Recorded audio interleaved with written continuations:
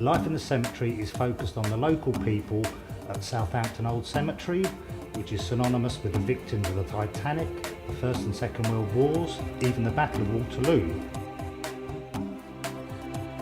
So for me, as the producer, I find this interesting because my granddad was a groundsman at a cemetery in Wiltshire, and going back to a cemetery which has loads of people working to ensure the grounds are kept and looked after, they all have stories that may link to my granddad as well. So you kind of realise people who work in these cemeteries don't just do it because they want to meet new people, they sometimes do it because they actually enjoy the work they do.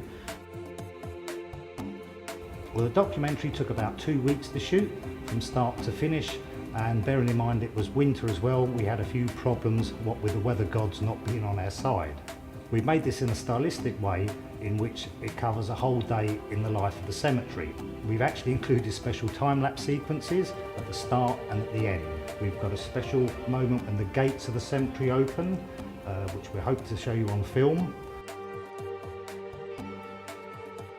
Right, it's now 8 o'clock here at the Southampton Old Cemetery, and we've been here since 6 o'clock this morning in pitch dark when it was very spooky indeed, but we're here to film the opening sequence of our main documentary, Life in the Cemetery. So we've got a time-lapse sequence, and what we're hoping to achieve with this is we've got Ollie here. He set the timer off at about 6:30 this morning, and we will actually produce that in post-edit to speed the film up, so hopefully we get a nice scenic view. So that's our main sequence, and that's what we're here this morning doing.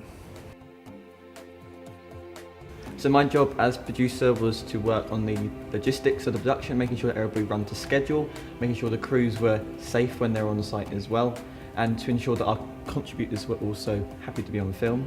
Yes, so some of the contributors we got on board, we've got Jeff Watts, who's the Titanic expert. He's an historian. We've also managed to gain exclusive access into the old chapel where people actually work today. There's various businesses in there.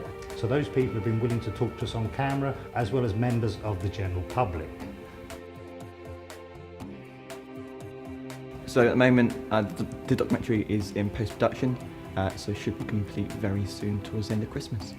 To keep up with all of our work, you can follow us at whitestarproductionsblog.wordpress.com, as well as on Facebook and Twitter.